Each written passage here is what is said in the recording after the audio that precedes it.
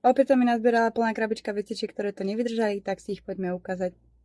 Väčšina vecičiek mala buď niečo zlomené, puknuté drievko, alebo sa mi zlomili počas tvorby. Takže sú to napríklad hrebene, takýto hrybový motív.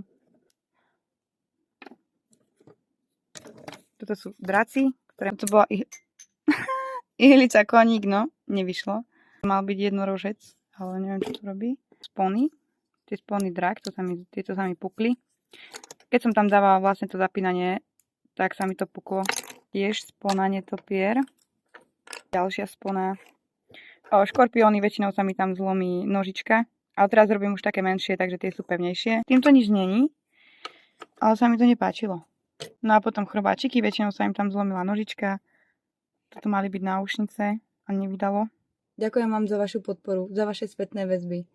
Za to, že ma podporujete aj sem na sociálnych sieťach. Či už mi dáte like na video, komentár. Vždycky ma poteší akékoľvek slovo. Teší, keď si čítam od vás pekné spätné väzby. Dávate mi pocit, že to má zmysel. Som vďačná za každú vašu podporu. Vážim si to. Ďakujem.